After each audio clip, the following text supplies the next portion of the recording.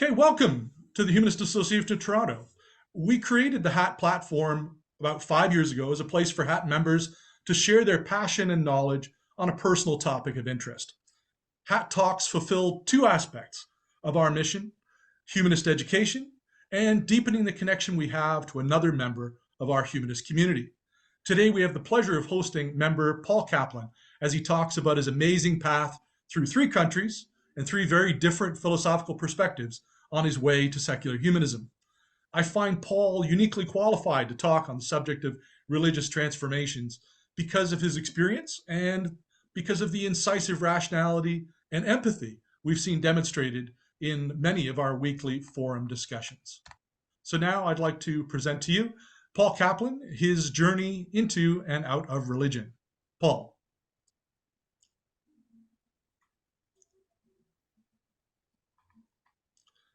Okay, got it. And okay, so now you should see my screen, my title, my journey into and out of religion. And I'll just preface this. This is my journey. This is my perspective. It's based on my experiences.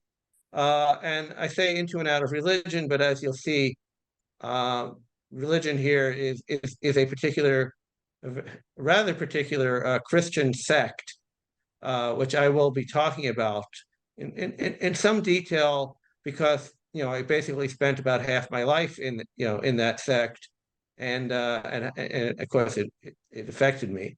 So going on to the next slide, my background: born and raised in the New York City borough of Queens.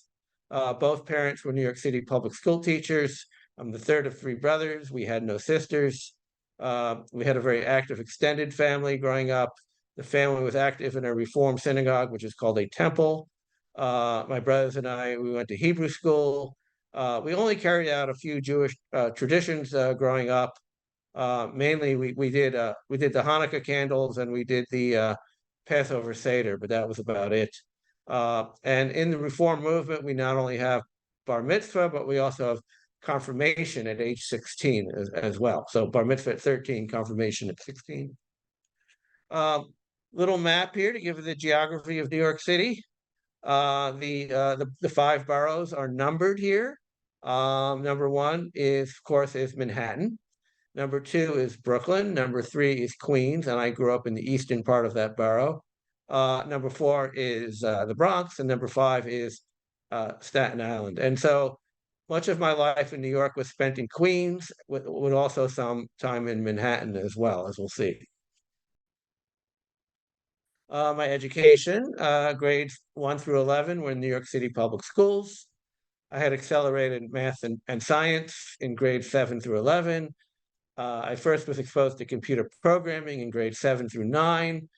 I was an honors student in most of my subjects in high school, except Spanish, which I did really poorly in.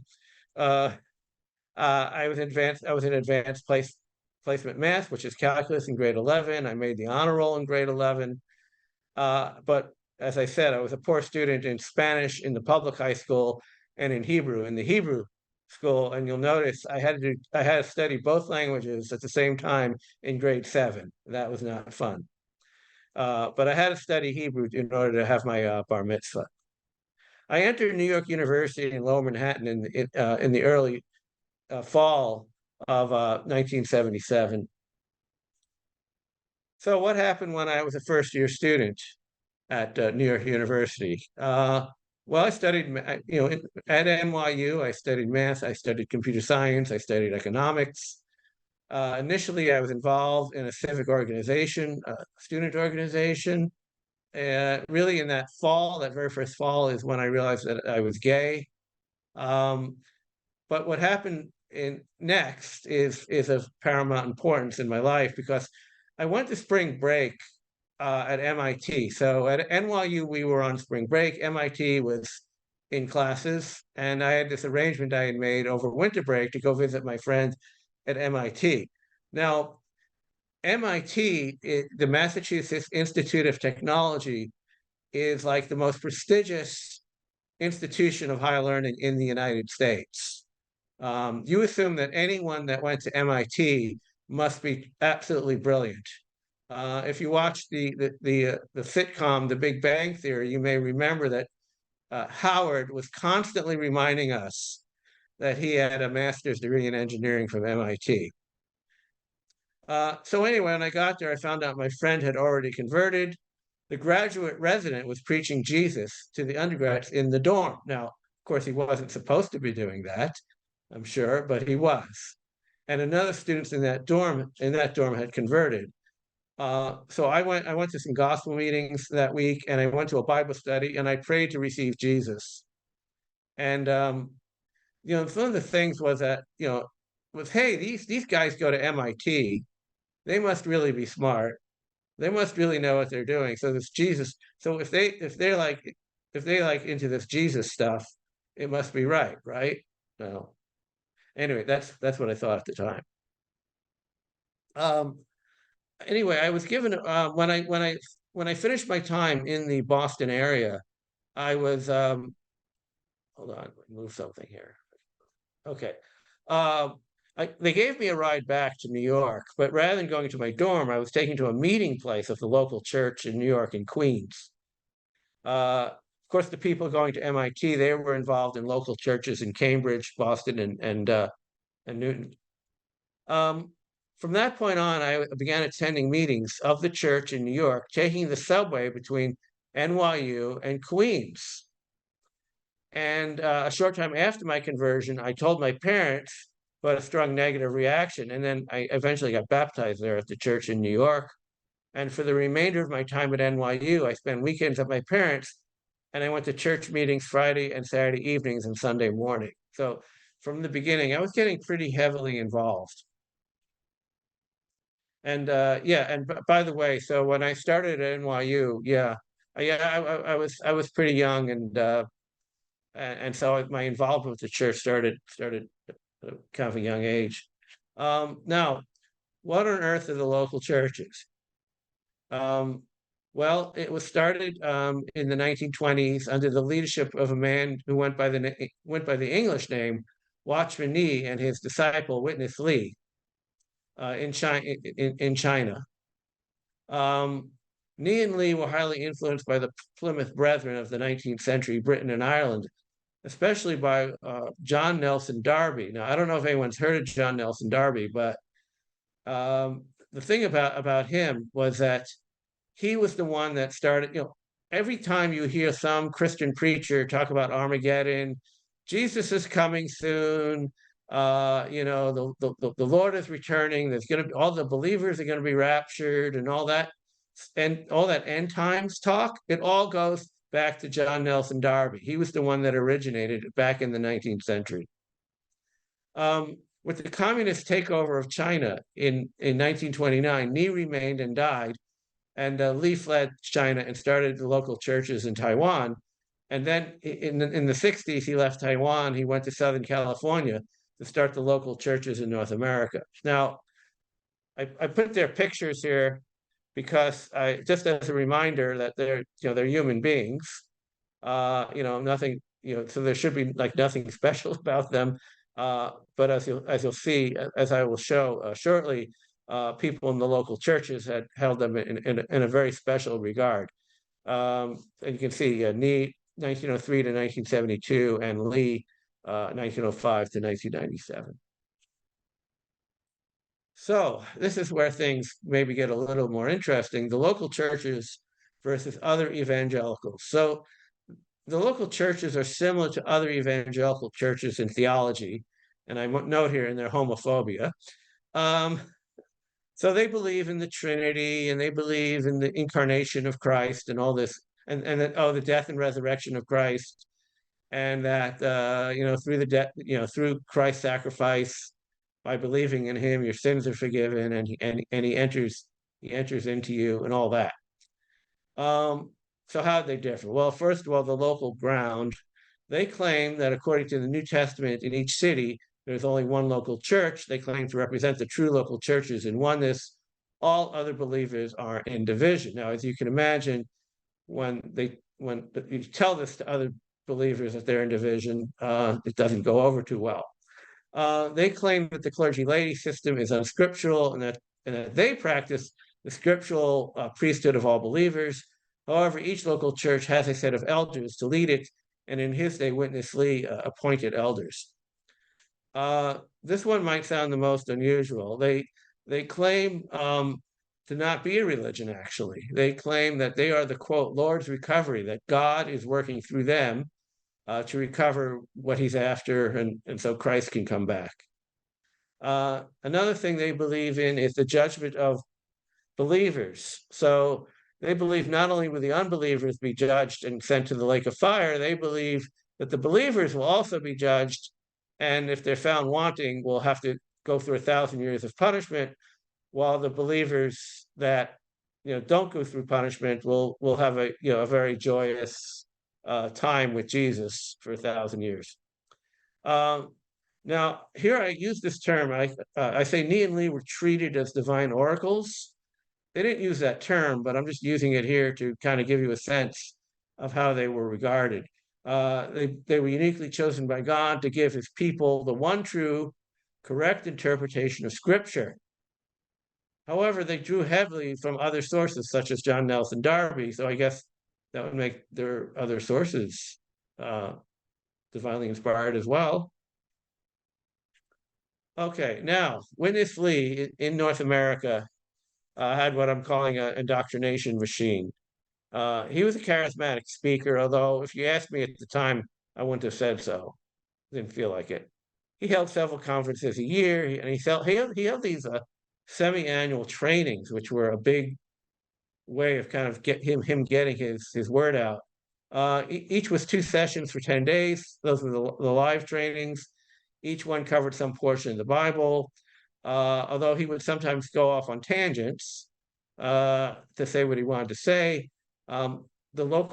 Each local church held their own local video training using videotapes of Lee in the live training. So these videotapes were sent out all over the world. People watched them, and so everyone was getting the same message, basically about the same time. The transcripts of the conferences and trainings were quickly made into pamphlets and books to be disseminated to all the local churches globally, and of course with translation where needed. And that content became conferences and trainings became the content of the personal devotions, home meetings, and especially of Sunday morning sermons. So typically, if someone from the local church invited you to come to a Bible study, say, you would be sitting around reading something by Witness Lee and how he interprets the Bible. That was this idea that basically Witness Lee had the one true interpretation of the Bible, and everyone kind of went along with it. Okay, so that's some background on the local churches. In 1981, I graduated from NYU and I started graduate school at Northwestern University to earn a PhD in economics. Northwestern's in Evanston, Illinois, just north of Chicago. So from then until 2009, I was active in the local church in Chicago. I was involved in several different ways, volunteered in the church's Christian bookstore. I worked with junior and senior high students who were children of adult church members. And to say it honestly, it was all about indoctrination, about indoctrinating our own children. I hosted meetings. I attended all the major church gatherings, Sunday morning prayer meetings, ministry, video trainings, and also attended a few of the trainings in person as well. So I was very, very active from that point. Now, in marriage and family, in the local churches, members are expected to, first of all, you're only supposed to date people in the local churches. You're not supposed to go outside. And you're only supposed to date someone you have the intention of marrying. You didn't necessarily marry that person, but that was always the intention. So you dated someone, you either married him, you didn't. If you didn't, then you could eventually date someone else. But there was a big focus on dating is for marriage in there. Anyway, I married in '86. We had 3 children, 2 daughters and a son. And we put each of our 3 children through the same indoctrination program of elementary school, middle school, and high school. So So around 2008, we sent our son to a wilderness program and from there to a therapeutic boarding school. Um, while he was at the wilderness program, he came out as gay. And at the boarding school, he's out and accepted, in contrast to what he would have experienced at home and in the church. Um, a few months later, I find that with my son living in truth, I can no longer live a lie. And so I start to come out to people, my wife, of course, at first, my children, my family of origin, my friends, and my colleagues at work, and even some selected church members. And I would say that was the beginning of my liberation to kind of, starting to get a separation from the church here. So that was one thing. Now there was another thing going on within the churches themselves, which had a big effect on me, and that was, well, I call this slide "So Much for Oneness," and here's why. So Winnesley died in 1997, and for the next decade, uh, the local churches are led by a group of Lee's co-workers who run his publishing house in Southern California. They impose their authority over the churches by teaching one ministry for the world. They believe they said that there's only one true ministry, and one publication for the world, so that their publishing house was the only authorized publisher among the local churches. And of course, what were they publishing?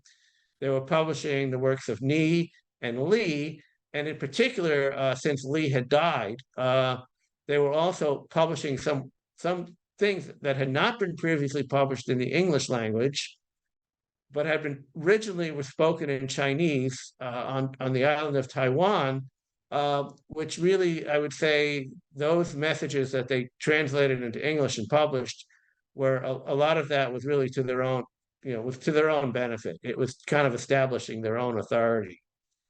But in the meantime, two factions broke off. So there was an Ohio-based faction and a Brazil-based faction. And eventually the California-based leaders excommunicated the leaders of those two factions. So I conclude that the oneness of the church is self-evidently false, and I leave. At that point, I leave. After they excommunicated the leader of the Brazil group, I kind of decided enough is enough, and no, this is so obviously false. I mean, there's no oneness here. There's division. Now, how did I move from theism to atheism? Well, first of all, before I even left the church, I read a book by Francis Collins on evolution and became convinced that evolution was true. It's a good book for believers because Collins himself is a believer, but he explains the evidence for evolution in a very, very convincing way. A lot of it had to do with genetics. Okay, after I left, I started reading books, other books on evolution. I read about cosmology. I read books about the Bible, from a books about the Bible written by scholars, not by Christian leaders, teachers. I read some books about Christianity, and of course, I was out now, and so of course, I wanted to read more about LGBTQ history, so I read some books on that subject. One of the books I read was The Age of Reason by Thomas Paine. So Thomas Paine, he lived in the late 18th century.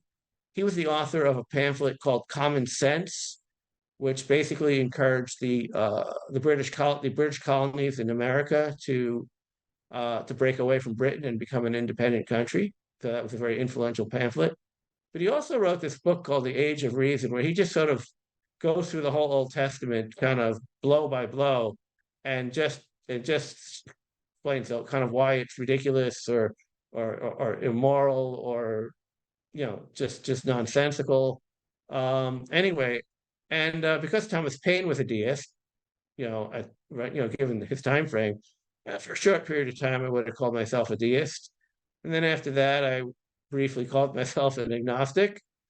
I became an atheist when I read The Grand Design by Stephen Hawking. So Stephen Hawking, of course, one of the world's most famous cosmologists, and his book was called The Grand Design, as you can see there. So this is what I learned reading that book. First of all, the total energy in the universe is zero. There's positive energy in the universe and there's negative energy in the universe, but they exactly cancel each other out. Therefore, the universe did not come into existence from an external source. And the scientific explanation of the origin of the Earth makes no reference to a deity. While this doesn't preclude the possibility of a deity, it makes the assumption that there is one an unnecessary assumption. But in science, we don't make unnecessary assumptions. So that really made sense to me. So the idea of God as an unnecessary assumption is how I came to atheism. God is an unnecessary assumption.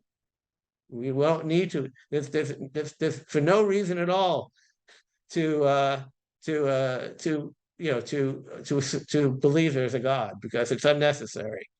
If God wasn't even involved in the creation of the universe, well, that kind of puts him out of a job, I guess. He's just irrelevant. Okay.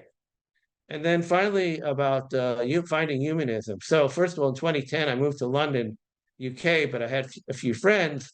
In 2012, I moved to Toronto. And things got going for me to find this atheist humanist community in 2014. I used Google to find groups that would be good for me. I searched for Toronto atheists and I found Center for Inquiry, CFI, Atheists and Friends on meetup.com. I spent 5 hours at my first meeting, and that meeting, as Catherine just announced earlier, is still going on Sunday evenings, the first Sunday of every month, and it's tomorrow evening. Through meetup.com, I found other CFI meetings, such as Living Without Religion, and I also found an LGBTQ plus group at the 519, which was really important for me. While I was eating lunch at the 519, there was a group that came in from HAT, because at that time HAT used to break into 2 discussion groups. And anyway, while I was there eating my lunch, one of the persons in the group was someone I recognized from a CFI meetup. I knew him from a CFI meetup. And anyway, people sat down there, and then he invited me to come back up to the main HAT meeting where when the 2 groups were getting together again for the rest of the time. And I went up there and I came to HAT, and that's when I started coming to HAT, and I started learning about humanism. And I also found the new social setting. I found my time now really making friends and spending time with people in the, let's say, atheist/humanist community. So that's kind of where I got to where I am today. And those are the end of my slides.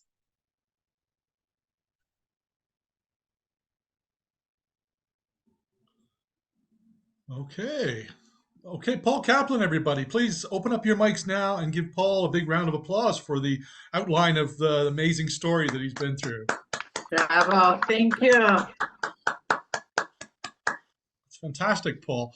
So I would like to open it up to questions now. Certainly, there's many questions of thought that we could present here. And Paul, of course, you're welcome to be as personal or impersonal as you'd like to be in this case. I don't want to push you into areas that you don't want to go, but I hope you'll be open to the lines of questioning that we have here today, but certainly draw your own boundaries there. So let's go to Moses Klein. Moses, do you have a question for Paul? Yes. I'm curious about the way you use the phrase local church. It sounded from the way you described it was the name of a denomination, but you also seem to be using it as a generic term on your slides. You had it in lowercase letters. Could you clarify what you mean by that phrase? Yeah, so first of all, the local churches themselves claim that they have no name, just like they claim to not be a religion. But they are known as, but for people that are out that do not meet with them, they're known as the local churches. And I think someone just put the link. Yeah, the encyclopedia. Yes, if you go to the chat, you'll see there's a link to an Wikipedia article about them. So I was putting the phrase, and so the reason it's in lowercase is because it's not meant to be the name of a denomination. It's meant to be a description. Of course, it's a denomination, but anyway, that's what they do. Yeah. So in the slides, I used the phrase local church, but actually, if I was actually meeting with a local church, I wouldn't say like the local church in Toronto. I would just say the church in Toronto, and it'd be understood it's the local church. Okay, thank you, Moses. Elka, you got a question for Paul? Yeah, two little questions. One, with back to the local church thing, you said like every city has its own local church, and I'm wondering, like New York would have one church and Welland, Ontario would have one church. That's right. Now, they might have multiple meeting places in it, but what makes the local church in actual, as opposed to just a description, merely a description, is the fact that they are affiliated with an organization in Southern California called the Living Stream Ministry, which was the publishing house established by Witness Lee, and which is run by his successors, I suppose. But you kind of know, if you actually went to a local church meeting, you would know right away. Because it's not like a typical evangelical church.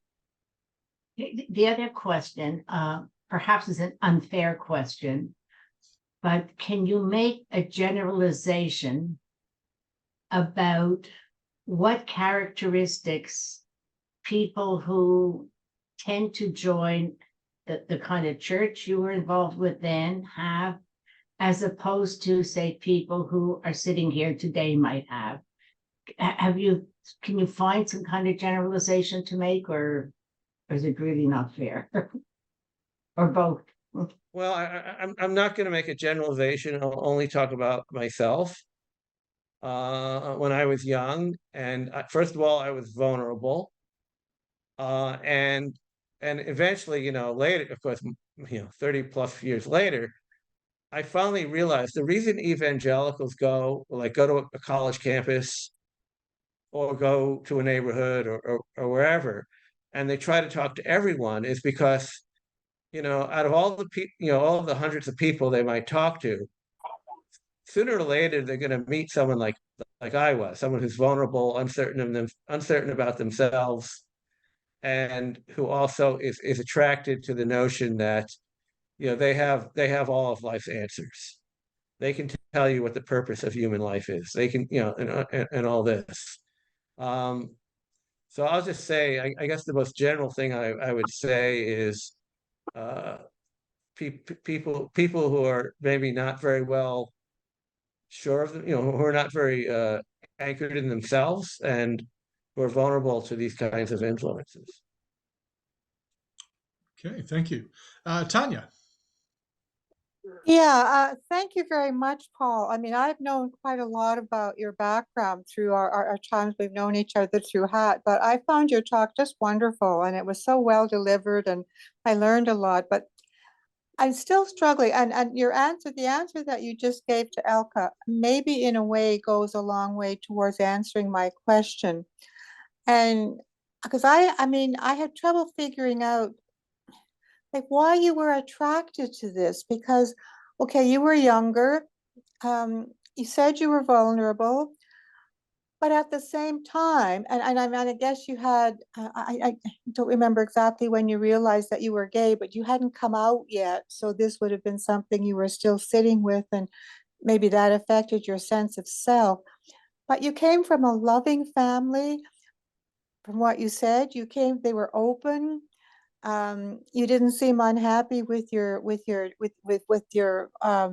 Jewish background, and so I mean, okay, and you said maybe you were looking for more certainty than your background provided, because you were looking for something that would give you the answers to life, kind of thing. But I guess, I mean, maybe you can't go beyond what you already said to Elka, but I am I am still struggling. You were, and I guess you said that, well, here, MIT is supposed to be the place where the brightest people in America go. And I mean, I'm impressed by intelligence too, so I can kind of understand that. But again, I don't know, I'm still kind of struggling to understand what really motivated you and what really allowed you to be taken in, I guess is the word I would use, by this, and to hang in for so long. And I mean, it went against the fiber of your being in some ways. Sorry, I'm imposing my own ideas on you here, but like I say, maybe Yeah. you've already answered the question as best you can. So anyway, that's it. Well, at the time I realized I was gay, back in the late 1970s, it wasn't like it is now. I mean, yes, there were certainly some people who, you'd be accepted, but it was Yeah, frightening. I yeah, mean, what do I do yeah, with now that I know this about yeah, myself? What do I do with it? yeah, I didn't, I no, there was no good answer. So when this, when the Jesus thing came along, it just seemed, I guess, like the solution. It was like, okay, that part, my sexual orientation, I'll just sort of bury that. I'll keep that under wraps. Um, and I will accept this externally imposed set of beliefs and structure and lifestyle and everything is, when there's this. And yes, the fact that it happened at MIT, I think really kind of reinforced that, because if these MIT students, who are supposed to be the brightest students in the country, if they can accept Jesus as their savior, well, I guess I can too, Okay, thanks, Paul. Catherine, question for Paul. I've got all kinds of questions, but I'll just start with one. Okay, you talked about indoctrinating your children, and did they all stay indoctrinated, or did they come out of religion, any of them? Well, yeah, I mean, my son for sure. I mean, he dropped, yeah, he definitely dropped Christianity entirely. And my daughters, I'm not exactly 100% sure where they are. I mean, I think they're still believers, but where they are with respect to the church, I'm not really sure. Okay, thanks. So I guess it means you didn't do a very good job of indoctrinating them, or that they had other reasons not to be indoctrinated. But sorry, silly comment. I like to ask a question myself. I guess you mentioned briefly. I think that the local church, just like a lot of evangelical groups, is relatively homophobic, or holds very closely to the parts of Scripture that would be homophobic, and therefore, enacts those things. So were they kind of outrightly homophobic in how they acted, and how did you reconcile that with the idea that you kind of knew that you were gay, and so now you have people that you're not only having to be closeted from because of their attitudes, but also that you may be asked to sort of express some of those feelings for yourself. So how was that for 28 years? Well, first of all, if you go to like Pride, right, here in Toronto, and when you see a guy with a megaphone telling all the homosexuals they're going to hell, my guess is that guy himself is gay. I think it's not. I think that happens. I think people become so repressed that they that not only do they not accept themselves, but then they can become like that, and against everybody. And I guess I was like that to a certain extent, as well. I would say, yeah, generally there was homophobia. There was one exception, though. There was another family. They had 3 children. They had a son, a daughter, and a son, and their youngest son was gay. In fact, you know, he would take boyfriends home to meet his parents. But his father was like his father was a really unusual exception because his father like totally accepted it.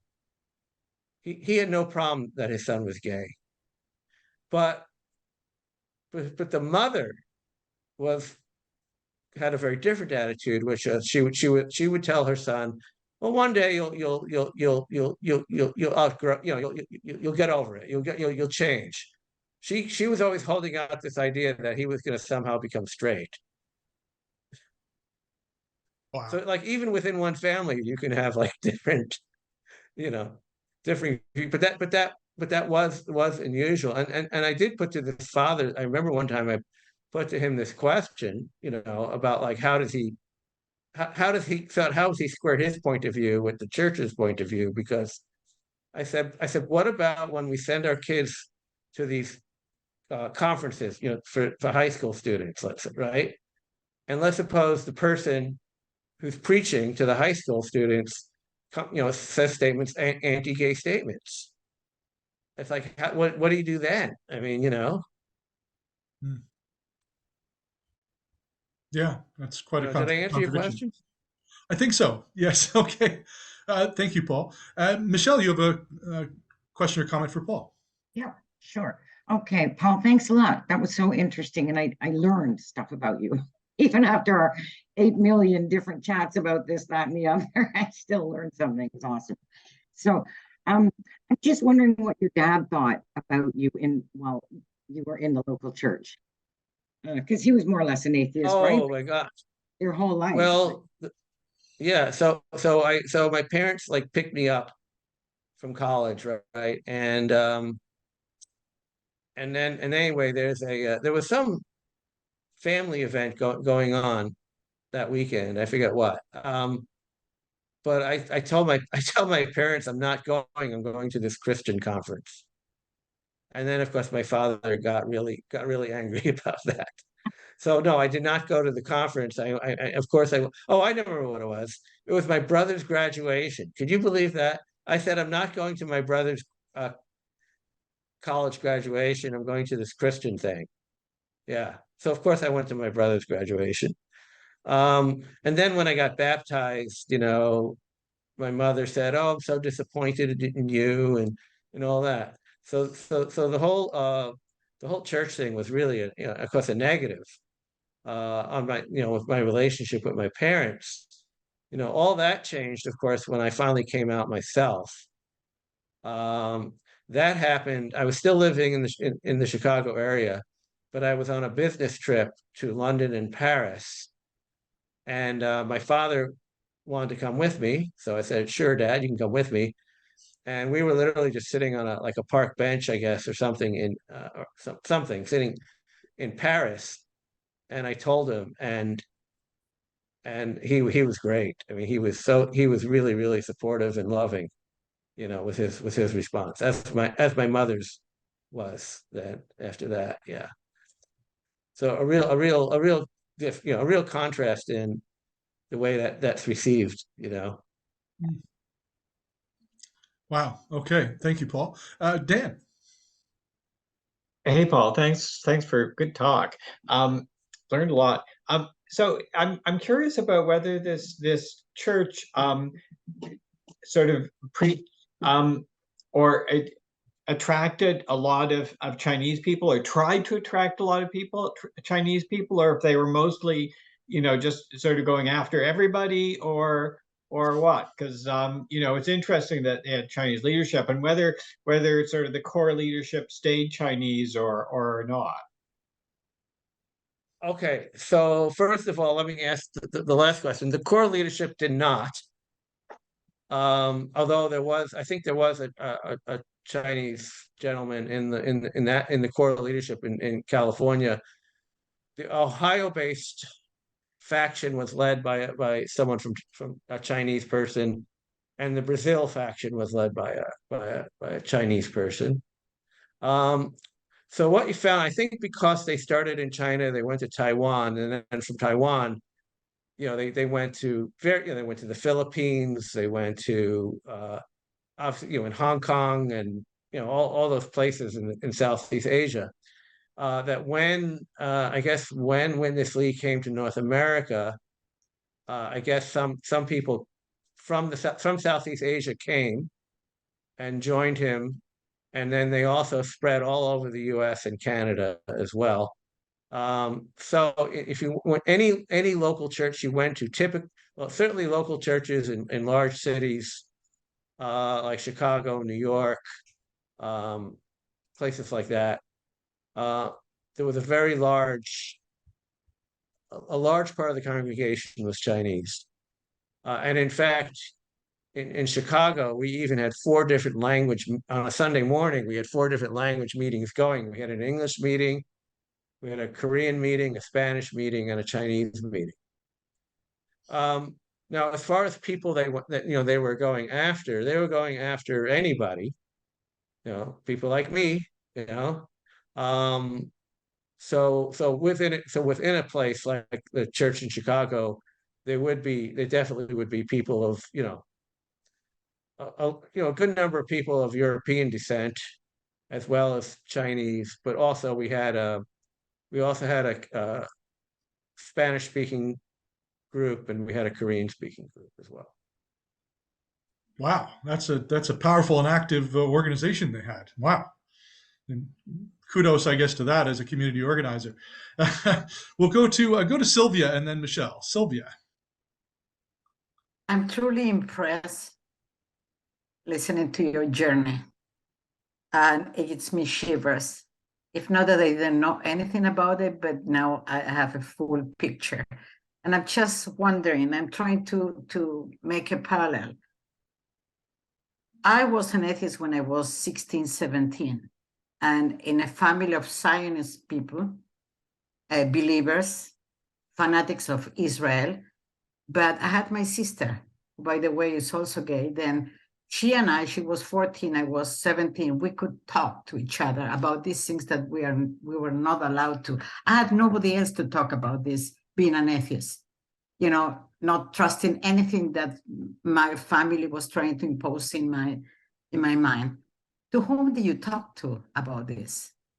Do you have someone that you would confine and reflect together? I'm sorry, Sylvia, can you be more specific? Who would I talk to regarding what in subject? my lonely journey? I was very young. Yeah. I was a child, a teenager. At least I had my sister to whom I can confine. I don't believe in God. What do you think? We read the Bible.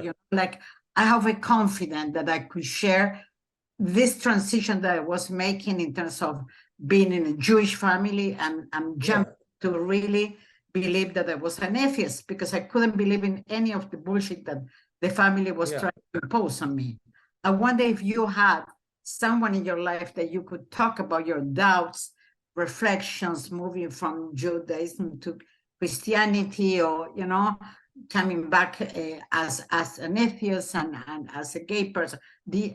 Have you had in your life someone that you could really talk openly, sincerely about your questioning about life in general? Not until I finally started to come out, and also when I finally started to leave the church.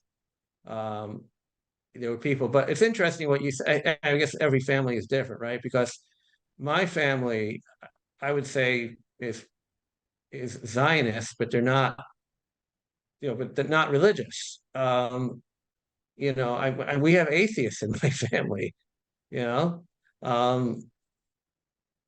So it's a different issue, because I would say my family, as a lot of secular Jews, don't see Israel as a religious thing. They see it as a secular thing. It's the place. It's the indigenous. It's the land that's indigenous to the Jewish people, and that's why the Jewish people, we have returned there. But it has nothing to do with God. It's political Zionism, I guess. That's what I'm saying. Okay, thank you, Paul. Thank you, Thank Sylvia. you. Michelle, another question. Okay. Just wondering, so I know that you stopped believing in Jesus after reading Hawkins' book. It all came together or whatever. What about all the other superstitions and supernatural stuff? It took me a couple of years after entering the humanist atheist communities to get rid of all that other stuff, right? Like life after death. And so I'm just wondering what that, like, did you just drop it all at once or? Well, the superstitions that I believed in at the time were all tied to theism, Christian theism. So the belief in, a Trinity, the belief in the incarnation of Christ, the death and resurrection of Christ, the belief in angels, the belief in demons, So, but once I was no longer a Christian, then of course I didn't believe in any of those things, because all those things they're all at least in my experience, those things are all just tied together. Richard, can I just explain, just to add one thing? I think Paul, I meant just also things like omens and like unrelated to Christianity, other things people believe. Yeah, I didn't believe, and the church did not teach in any of those other superstitious things, supernatural things. The only supernatural things they believe in were the things that are like, in the Bible, or at least in the Bible as they understood the Bible. So omens and whatever, no, I never believed in those, and no. So I guess there was no need to drop those because I never believed in them. It just wasn't it. All right. So they tightly constrained their irrationality to the things that were supported by the Bible. Well, supported by their interpretation of the Bible. There you go. I really have to emphasize that, because you can support just about anything from the Bible, but at least as the Bible as they understood it. Got it. Okay. Moses. So while this discussion was going on, I got a little curious to learn more about the local church. With the help of Google, I found the local church in Toronto website, and something that struck me, they just refer to meetings rotating among the homes of various saints. I was wondering, is saint just a term for church member that they use? What does it mean in this context? Okay, so in the local churches, the word saint was simply synonymous with believer.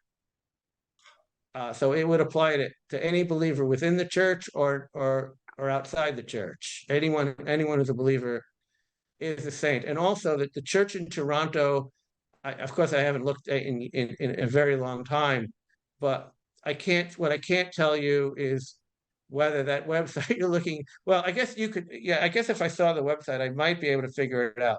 If on the website you can find a tie-in to Living Stream Ministry, then it's from the California-based group. But if there's no tie-in whatsoever to the Living Stream Ministry, if it's just separate, then it might be tied to the Ohio group, the Ohio-based group. Because that's what I was saying when at the time that made me realize that the oneness was a total falsehood, was where you could have a place like in Toronto where you might have two places that both claim to be the local church, depending on which faction they associate with. Okay, thanks, Moses. Tanya. The Stonewall riots were in 1969, which is generally considered to be the start of the gay rights movement. And you were in the States, and you were in Boston and Chicago and New York. And so I was wondering if you had any awareness of the gay rights movement. And again, I'm really pushing here and being hypothetical, because it strikes me that the gay rights movement could have provided the same sense of acceptance and community that it seems like you were looking for with the local church. So I don't know. I just wondered about that. Yeah, so I was totally unaware of Stonewall. I was only a child when Stonewall happened. I didn't really learn about Stonewall until after I came out, and I was in Chicago, and I went to one of those big bookstores, and I was looking around for things of LGBTQ interest. Um, and and I found a book called it was called something like the history of the gay rights movement in New York. Naturally, being from New York, I was very interested in that book.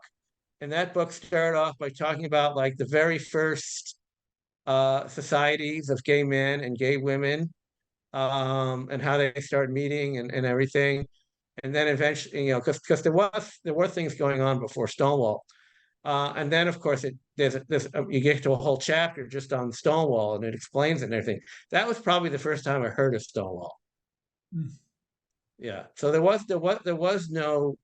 I don't know if there was any community to reach out to at the time. I can tell you this: in 1981 in Toronto, with the bathhouse raids, there was no gay community in Toronto before 1981.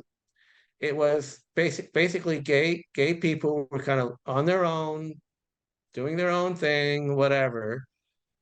But when that happened, then gay people started to kind of band together to fight against what the Toronto police had done, to respond to it. And so it may have been that. So to the extent that there were any organizations at the time, I simply was unaware of them, and it never occurred to me to look.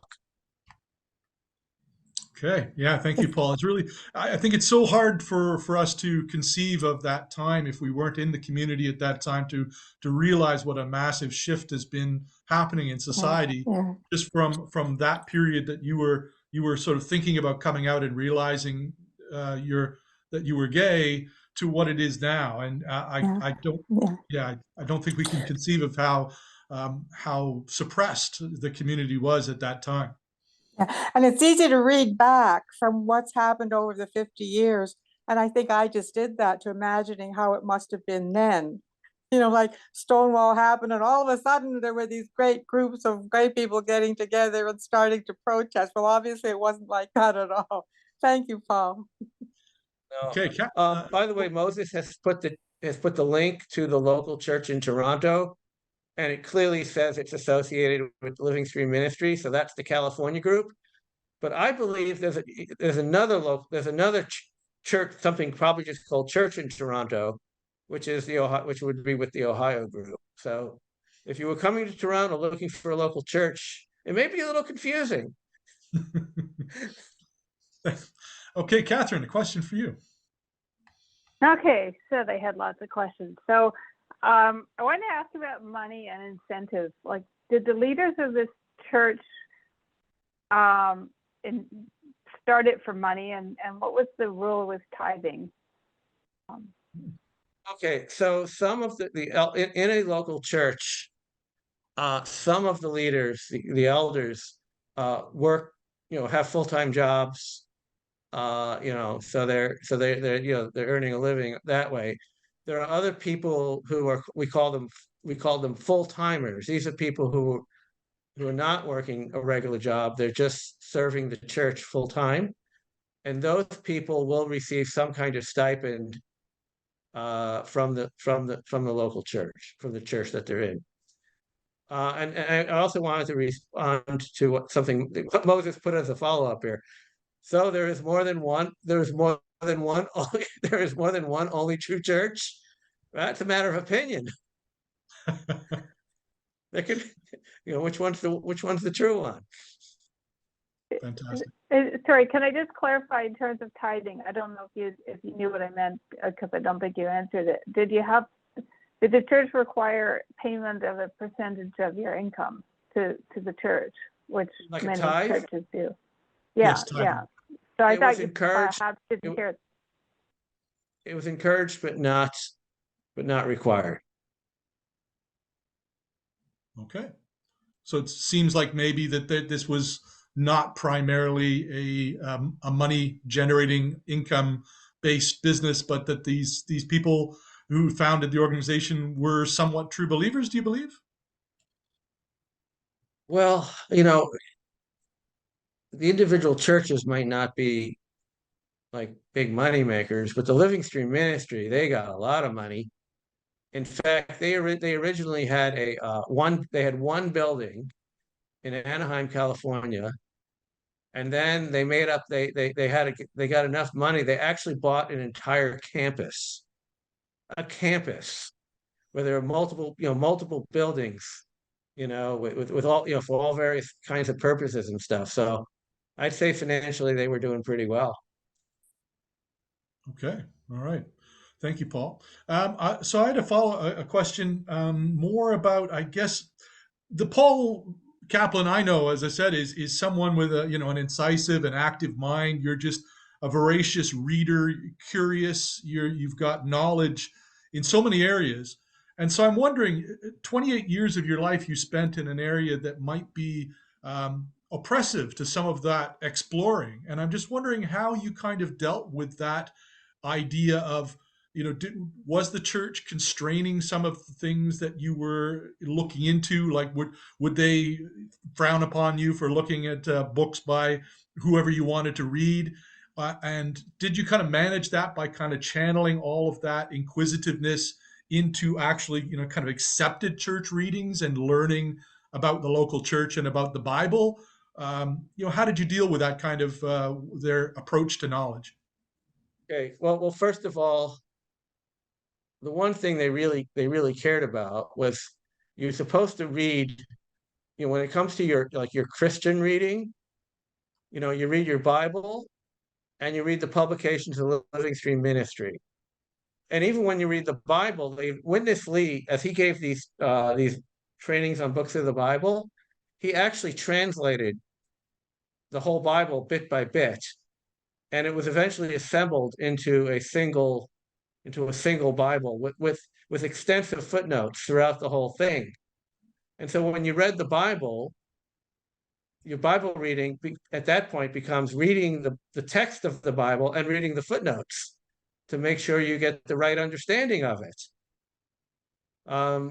Yeah, so they did that, and then there were these other sorts of pamphlets and things that you were supposed to get up early every morning and read a kind of a devotional piece, which would have some it would have some scripture in it, but then it would have some commentary in that scripture by Witness Lee. So now, if you still had time to read other things, I guess that didn't really matter. I mean, as far as as far as the way, the area in which I got, let's say, more, where I exercised more, let's say, curiosity and development and everything, was professionally. I became, I wrote, I started, I wrote a lot of things professionally, but I didn't, but the church stuff was, that was it. And I guess if you spent all your time reading the Bible oh, by the way, that Bible was called the Recovery Version because it's the Lord's recovery. And if you read the recovery version of the Bible and you're reading Living Stream publications all the time, you probably don't have time to read much anything else. That's a perfect explanation for why they just channeled. They had so much for you to read that, as you say, you had little time for anything else. So, wow, that's fascinating. Paul, maybe I'd like to move sort of past your religious conversion and move back to your kind of atheist conversion, I guess. So at the time, you said that the things were falling apart in a number of factors there. You said the things were falling apart in the one church, and which led you to believe that they weren't so certain about things after all. There was your sons coming out that led to your own coming out, and that was sort of not sitting well. And then you started to read more. Those are the pebbles of the avalanche, perhaps. And then you're reading more and more things from not from a biblical perspective, but things about the Bible, about religion, about cosmology that would lead you away from those things. So that took place over what period of time? And essentially, was there a trauma that you experienced from that? Because we've heard a lot at the BajaCon conference. We certainly heard a lot of stories about people going from an evangelical or Christian upbringing and having sort of what they call a deconstruction, and that this being quite a traumatic stage for them, that everything that they knew or everything that they were believing in for a period of time had sort of fallen away, and they were left sort of floating helpless, perhaps for a period. Did you go through something like that? Like, what period of time would you have said that there was some sort of upheaval there, and was there any upheaval at all, or and how can you explain how you kind of reacted? Well, I mean, there was some upheaval, personally, and but also, like I've been saying, when I've been sitting there, 30, for 30 some years, uh, under the belief that the Bible is the Word of God, and that Witness Lee is the person who's going to give me the proper interpretation of the Word of God. So, when the main point, because I remember when I first started meeting with the church, like the oneness was so emphasized. Like there's only one church in each city, and all the believers in a given city, are the members of that church, but they're meeting in division. We're meeting in oneness on their behalf, and all this kind of thing. And when that cracked, so many years later, it was kind of clear that, it's like, well, look, if that was false, then of course, what else was false? I mean, that's the first question you have when you've sort of been indoctrinated in some system, and you find like one of the most central teachings has been falsified. Then you start wondering what else is false, as well. I mean, I like this, in terms of my beliefs.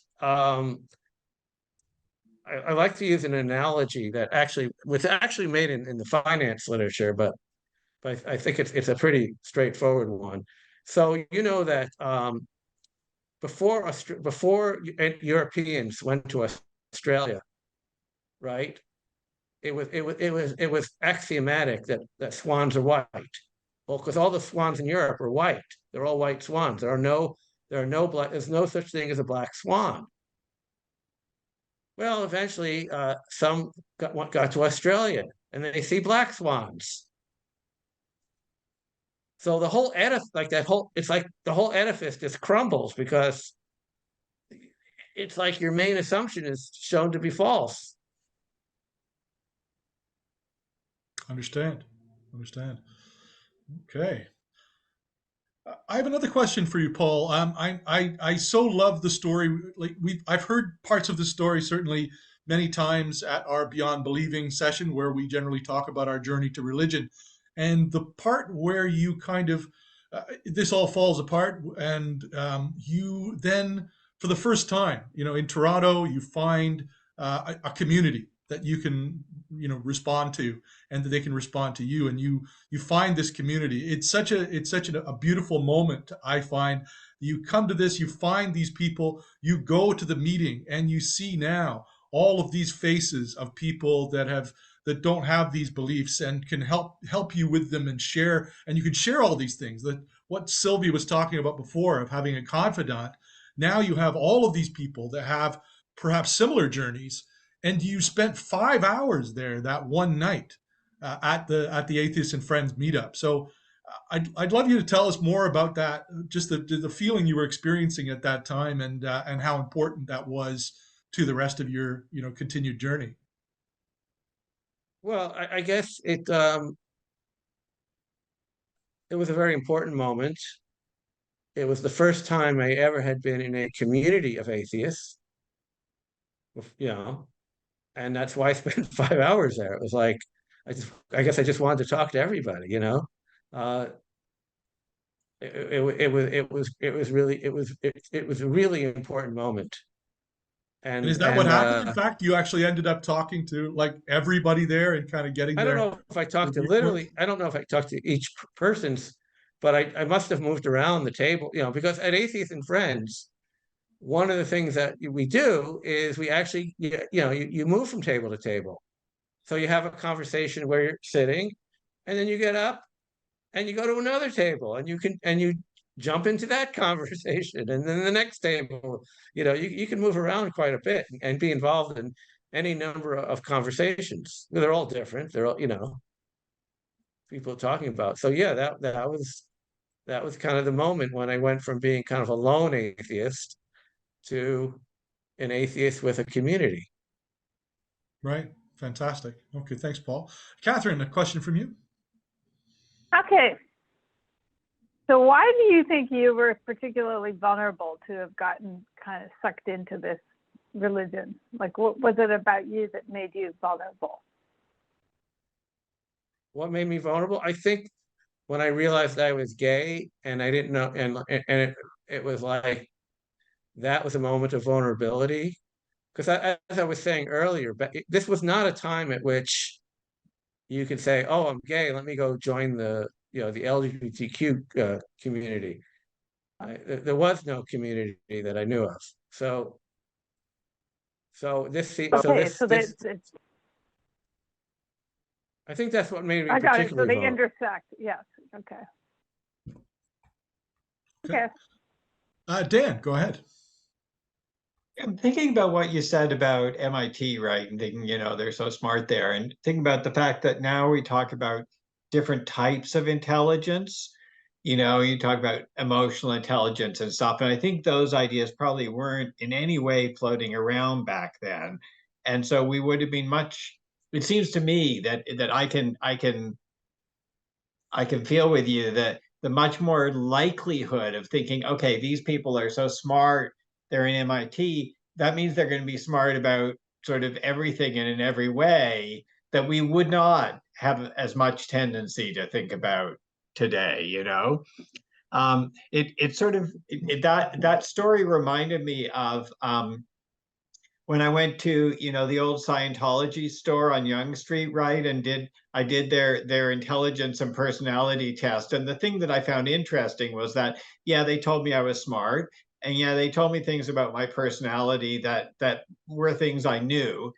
And they didn't try to sell me on Scientology at all, because I'm sure they could tell from my personality test that I wasn't the sort of person that would get sucked into it. Now, I'm sure I was a lot older than you were when you were at MIT. I don't remember when it was, but it would have been later. But just interesting sort of contrast about, sucking people in or not.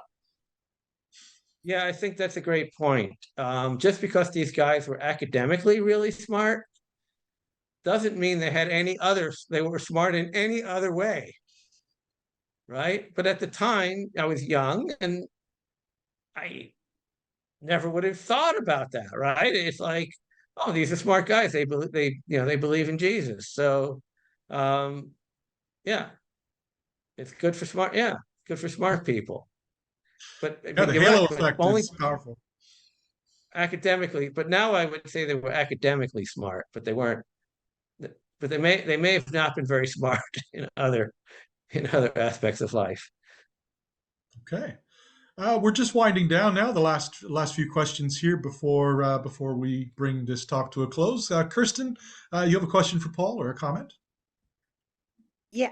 Yes. I was wondering, did this church accept you as being gay? I'm sure you mentioned it earlier, but I didn't hear it. So anyhow, yeah, did they accept you as being a gay person in your church?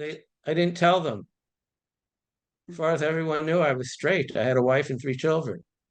So people just assume you're straight, and I certainly wasn't going to tell them. So, yeah, it wasn't until I started to come out that I told a few select individuals. Yeah. Okay, thank you. Michelle, go ahead. Yeah. Years ago, let's say 1980, 81, 82, 83, around there. So I have a gay brother and he's like 70 now. But he started taking me downtown to the gay bars when I was like 19, drinking age. And I go to St. Charles, and St. Charles was fabulous. It was so much fun and music. I don't know, drag queens. It was just the most awesome place. Great place to do LSD too. There was always somebody selling. So I met an awful lot of older men in their 40s, I'd say, right, who had come out and they had been married and they had adult children, right? Like, it's not an uncommon thing. People come out when they feel safe to come out. And so I can imagine, Paul, you and not coming out in that kind of environment. Oh my goodness. So, and the other thing was something, I forgot. What the heck was I going to say? Oh, vulnerability. Okay, as militant as the reputation, I'm the general Millie of atheism, right? I don't back down, but I always say I could be scooped up into anything depending on my state of mind. So if in 5 years from now I am extremely vulnerable, health, like whatever, my life is a disaster, and somebody comes up to me smiling, saying, "How are you? Can I help you?" I'm in. I'm in. I don't care who you are. I like your smile. You're going to help me. I'm in. So I think it's that simple.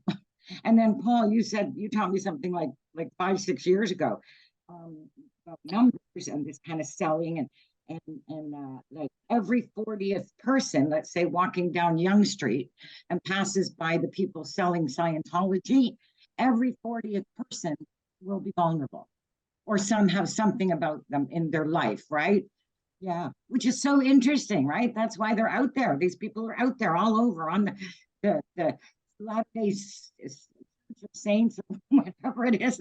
I used to see them on the streetcars all the time. I don't see them much anymore. They got a little name tag that says, "My name is Jesus Christ," right? And they harass you on the streetcar and stuff. Yeah, but anyway, that's it. Okay, so more comments there from Michelle, but anything you want to say to that, Paul? No? Okay. All right, thanks, Michelle. Tanya, go ahead. Yeah, I'm late in the game to this, and maybe Dan will want to add something, but I just got the notice from Oasis, and the topic tomorrow is what makes things funny. So I didn't know that earlier on, but I was anyway. That's what's pro. And in terms of what Michelle was just saying, that's true of women too. Women sometimes come out later in life as lesbian. And I think, and my sister, and many of you already know this, but it took my sister a long time to come to terms with the fact that she was trans.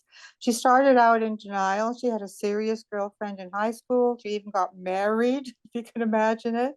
But then finally, and then when that didn't work out, she thought she might be gay, because at least at that time, and she was 65 just before she died. So this was, this goes back in time when things were, I mean, even gay people were still struggling, but at least there was some awareness of what being gay meant. I mean, she was near Sudbury and then Sault Ste. Marie. Well, people didn't even know what it meant to be transgendered. So it was finally that she was able to come out, and she did move down to Toronto and got involved with the gender identity clinic and things like that. So it really helped. But it's not that uncommon for people to come out quite a bit later in life. So that was all. Okay. Thank you, Tanya. I just wanted to make a comment. Certainly, I was thinking about before, just going back to Sylvia's question, and I guess it haunts me a little bit, that you came from this very, Paul, you came from this very, as Sylvia said, a loving family. It seemed to be, functional. The Judaism that you were a part of was not overly onerous. It was certainly a reform, what we would almost see as, almost a secular Judaism with a lot of liberalism thrown in there, a lot of progressivism. That they would have been open, and I guess they demonstrated their openness later on to when you did decide to come out. Then they were there for you, so which is really wonderful. But I guess it illustrates to me the sort of the limits of openness, that we can't always expect that just because we're kind of open and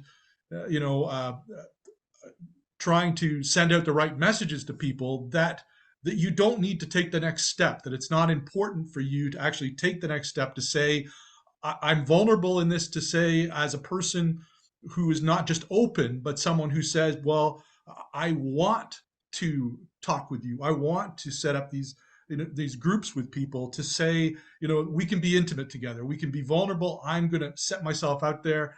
And I wonder if how that might have made a difference. It's maybe unfair in your particular situation, but just to say that maybe if someone had, if that openness had transcended just basic openness, passive openness, and gone to something more active, whether that would have had a transformative effect on your life. But as I said, I think it is important for us in a secular community. I've said it before, to sort of signpost ourselves out there to say, I have gone through these things. This is where I am, and now I'm encouraging people now to come to me with these things and be their confidant if they don't have one of their own. It's not just enough to kind of put the signposts. You've got to more than meet them halfway.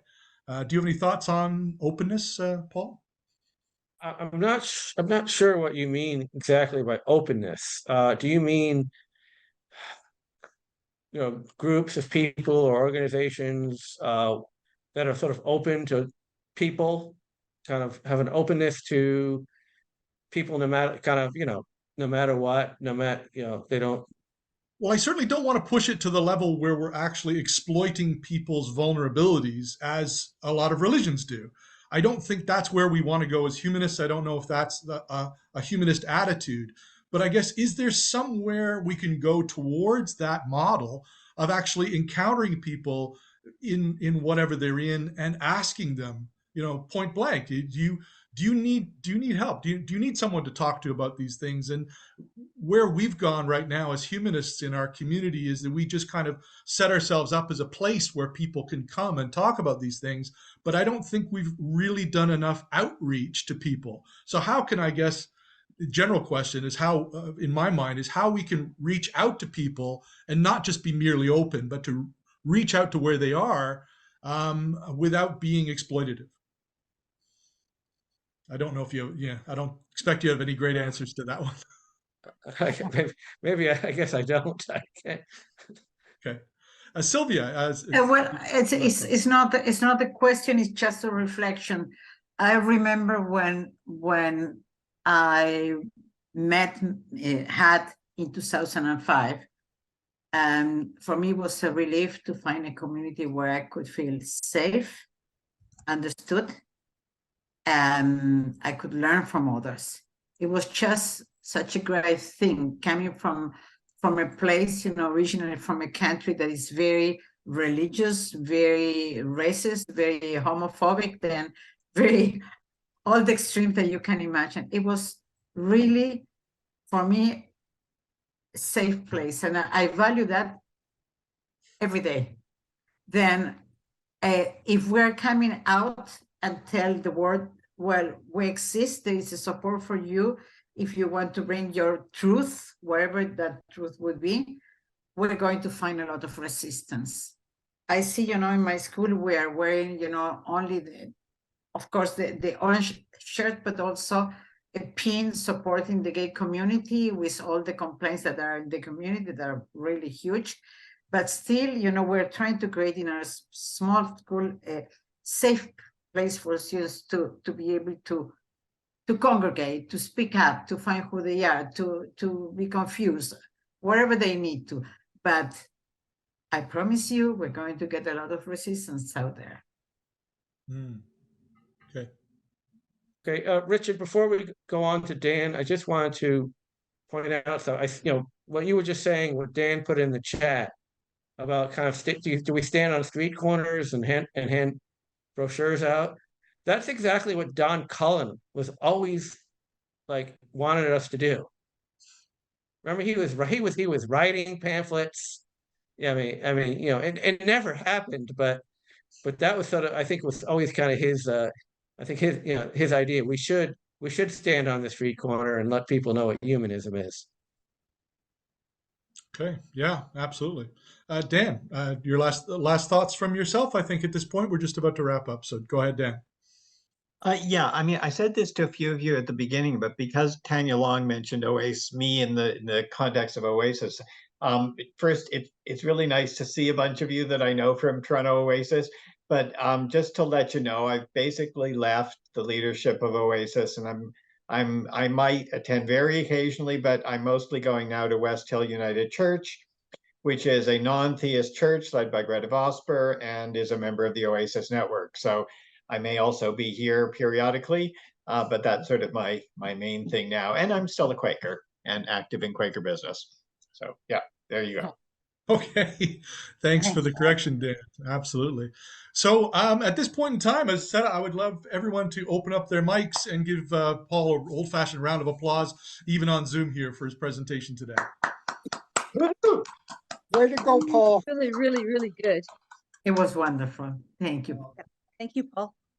Yeah, beautiful, Paul. Thank you so much for opening up in this way and for being honest and about your history, which is a fascinating one. So again, thank you very much for that. And Thank of you course, for your vulnerability. yeah, absolutely, Sharon. Yeah, vulnerability. It really makes people closer. It's really enjoyed it. Thank you. All right, and of course, if any members of the HAT community have an set of experiences, a set of passions and knowledge that they would like to convey and share with the humanist community in Toronto, we have HAT Talks, just as Paul has done today, and many have done before him. We have HAT Talks available as a slot in our forum meetings each Saturday. We have 52 of those each year. And so there is ample opportunity for us to build knowledge and also to build connection between our members with HAT Talk. So if you have a HAT Talk presentation you'd like to propose, and certainly contact one of the members of the steering committee, myself, there's Glenn, there's Michelle, there's Catherine in our meeting today, and Rin is here as well. And so those are the members of our steering committee that are here today. But any of those you feel comfortable with, make a proposal and you could be a HAT talker too. With that, I would like to thank you. I'm just going to end the video presentation or the recording presentation.